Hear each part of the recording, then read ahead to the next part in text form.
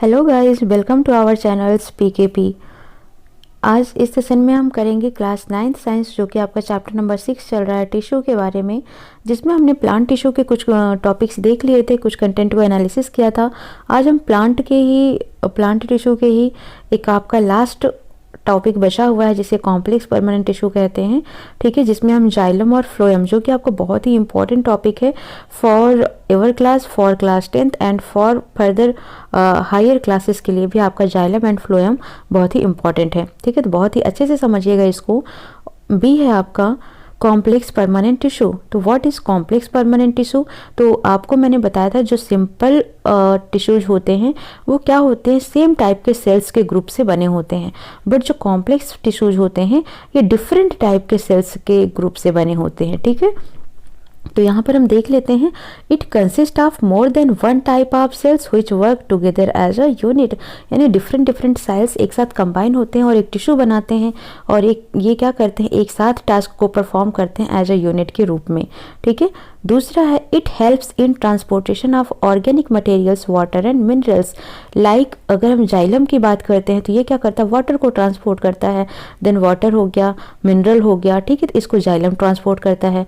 Organic materials like food हो गया, जो प्लांट को चाहिए होता है, ग्लूकोज हो गया, तो ये सब कौन ट्रांसपोर्ट करता है, ये फ्लोएम करता है। तो इसका मतलब जो कॉम्प्लेक्स परमानेंट टिश्यू होते हैं इनका फंक्शन क्या होता है, ट्रांसपोर्टेशन का फंक्शन होता है। It is also known as conducting और वैस्कुलर टिश्यूज। इन्हें क्या बोला जाता है, कंडक्टिंग और वैस्कुलर टिश्यू के नाम से भी जाना जाता है। Xylem and phloem together from vascular bundles.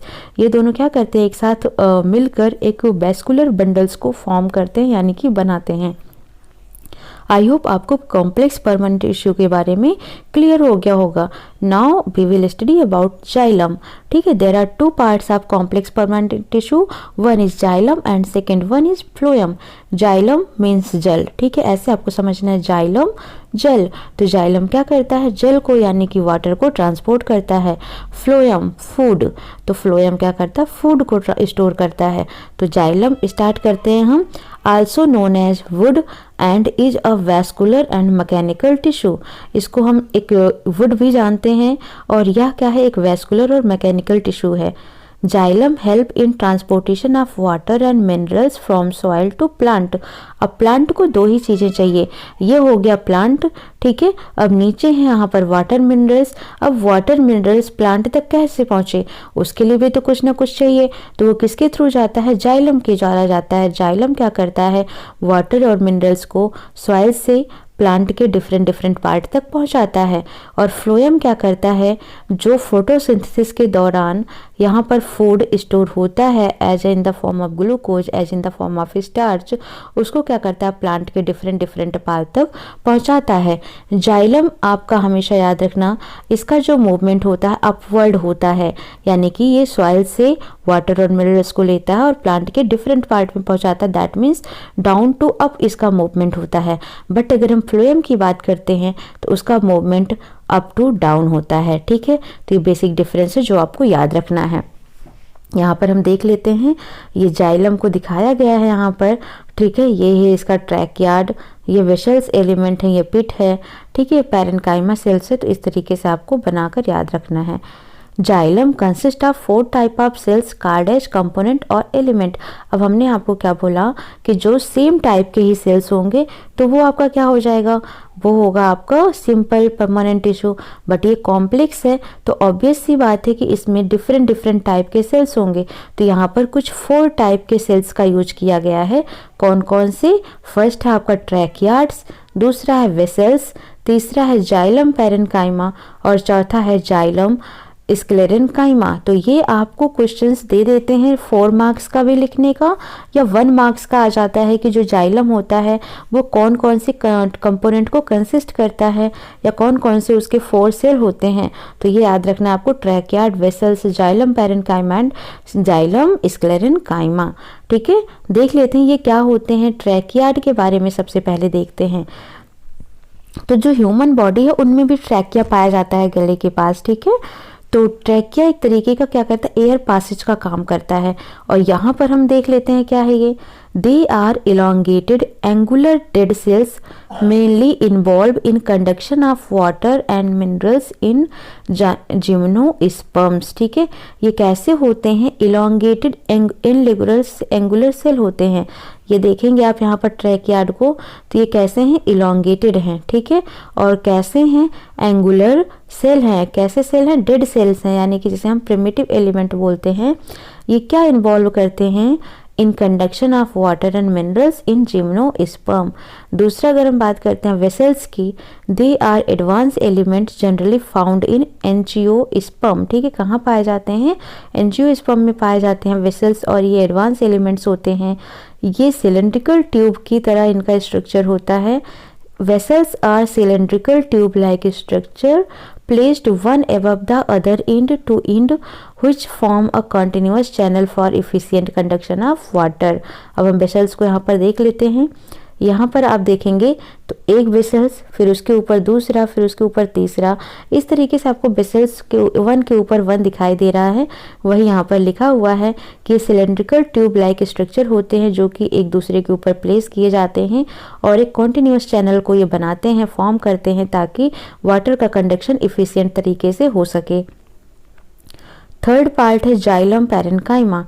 They are small and thick walled parenchymatous cell subjected for storage of starch. Starch को स्टोर करने के लिए, मीन्स फूड को स्टोर करने के लिए पैरेन्काइमा होता है। जाइलम स्क्लेरेन्काइमा या फाइबर जो होता है वो क्या काम करता है? They are non living fibres with thick walls and narrow cavities provide mechanical support. ये थिक वॉल होते हैं, ये भी थिक वॉल होते हैं, ये स्मॉल होते हैं, ये नॉन लिविंग्स होते हैं। ठीक है, except xylem parenchyma all other xylem element are dead. ठीक है, पैरेन्काइमा को छोड़कर और बाकी जितने होते हैं वो सभी जाइलम एलिमेंट कैसे होते हैं? डेड होते हैं। The annual rings present in the trunk of a tree are xylem rings.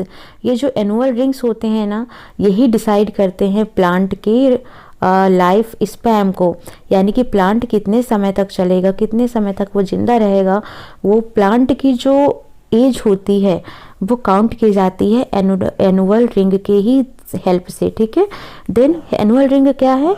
Annual ring present in the trunk of a tree और जाइलम रिंग्स। ठीक है, by counting the number of annual rings we can determine the age of tree. तो ये याद रखना है कि as की जो ट्री की जो एज होती है वो डिटरमाइन किया जाता है किससे?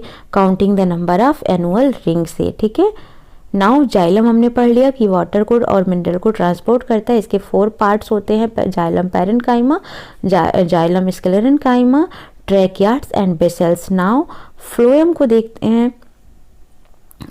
Sorry, it transport food from leaves to other parts of the plant. All phloem cells are living except phloem fibers। वहाँ पर आपने देखा था जो जाइलम पैरेन्काइमा था वो ही लिविंग था, बाकी तीनों के तीनों डेड थे। यहाँ पर आप देखेंगे कि यहाँ पर जो भी फ्लोएम सेल्स होते हैं वो सभी लिविंग होते हैं एक्सेप्ट फ्लोएम फाइबर को। ठीक है, ये आपको यहाँ पर फ्लोएम भी दिखाया गया, पूरा पार्ट दिखाया गया है। इसमें भी 4 कंपोनेंट्स होते हैं। कौन कौन होते हैं वो देखते हैं।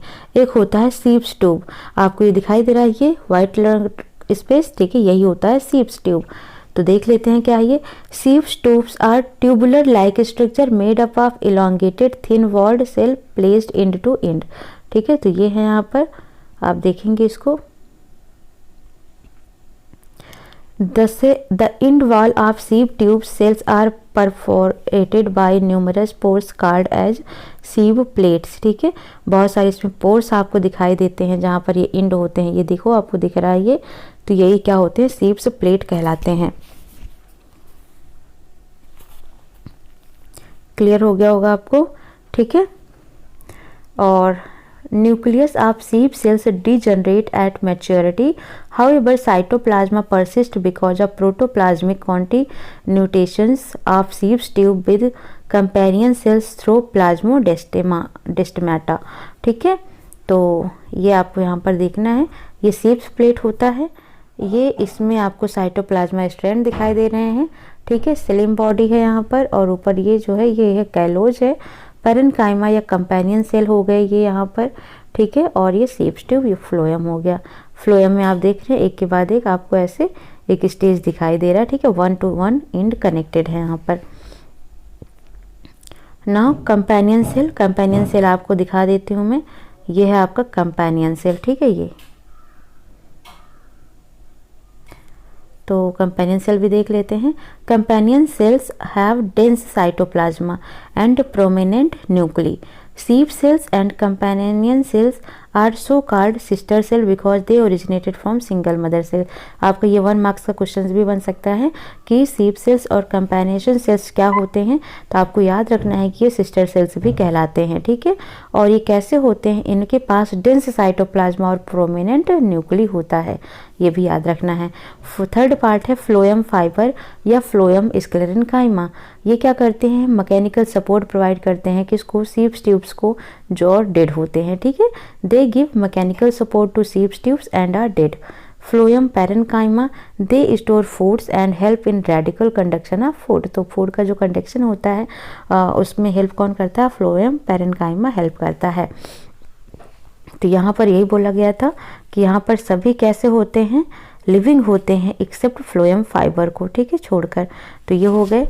अब यहाँ पर जाइलम और फ्लोएम में आपसे डिफरेंस भी पूछा जा सकता है, ये 5 मार्क्स का पूछा जा सकता है। तो देखना है क्या क्या है। अगर हम सेल्स के बारे में बात करते हैं तो यहाँ पर जाइलम में सभी डेड होते हैं और फ्लोएम में सभी लिविंग सेल्स होते हैं।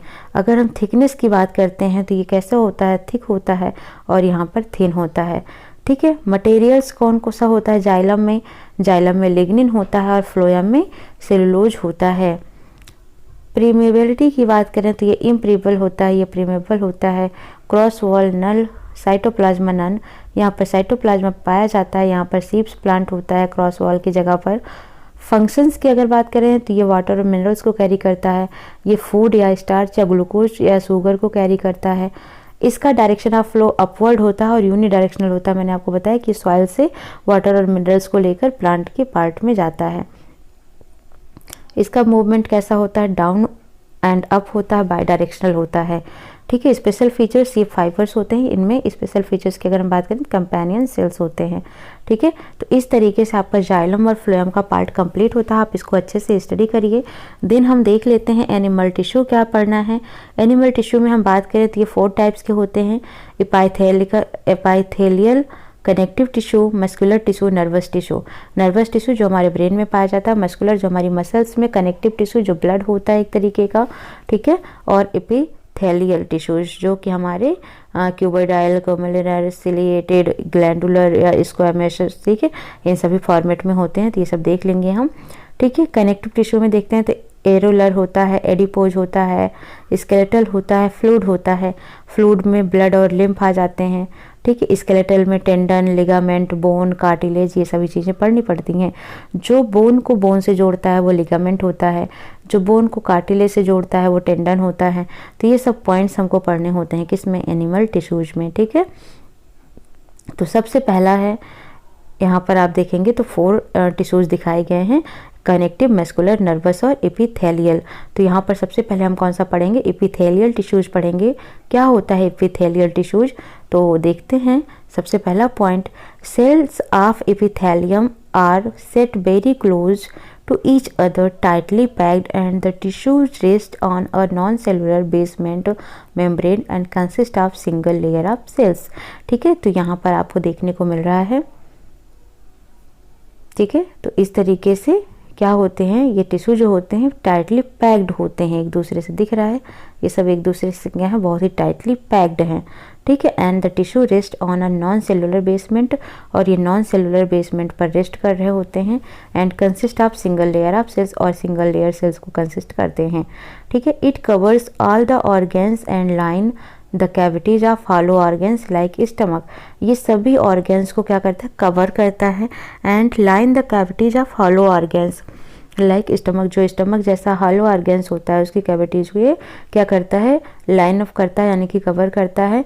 It is primarily protective in functions. ये कैसे होते हैं, प्रोटेक्टिव होते हैं।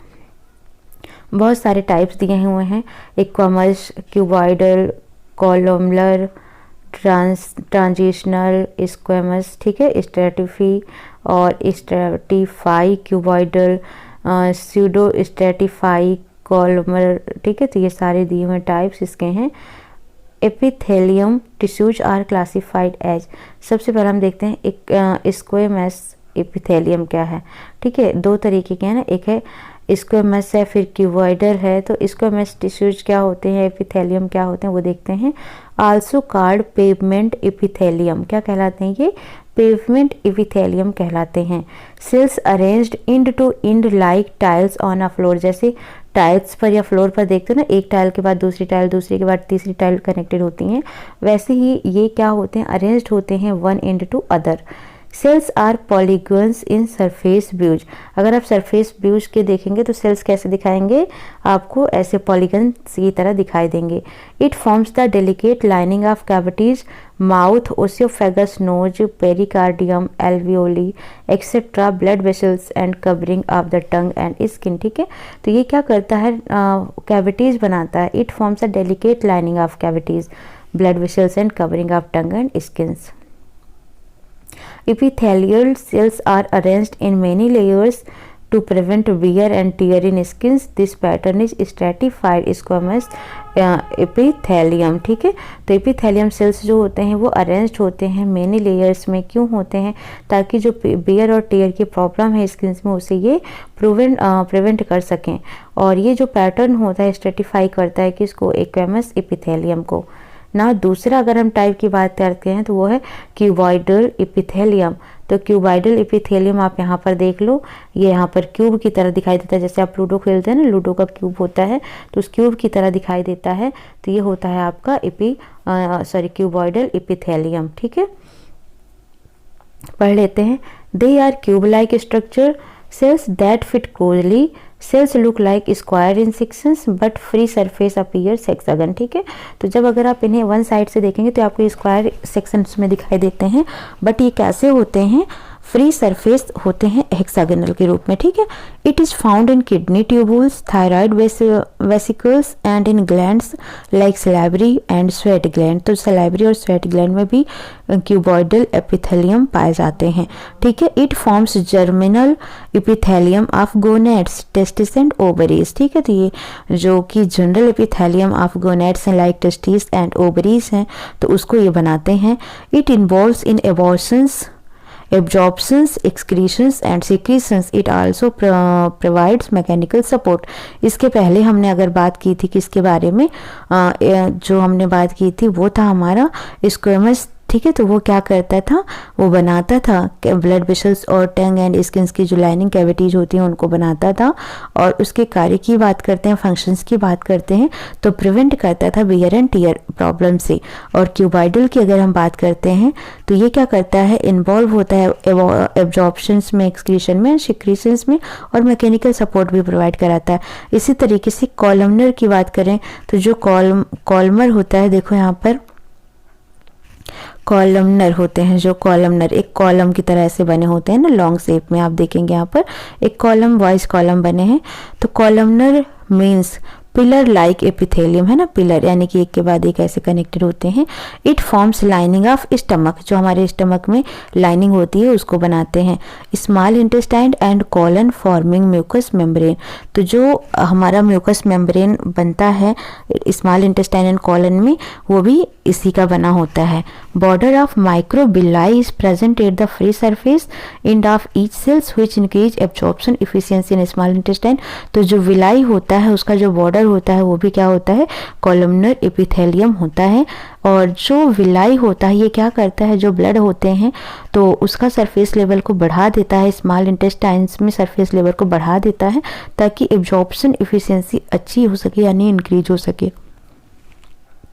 नेक्स्ट है सिलिएटेड एपिथेलियम। ठीक है, सिलिएटेड एपिथेलियम क्या होता है, सेल्स में भी क्यूबॉइडल और कॉलमनर, ये क्यूब शेप में भी हो सकते हैं या पिलर शेप में भी हो सकते हैं।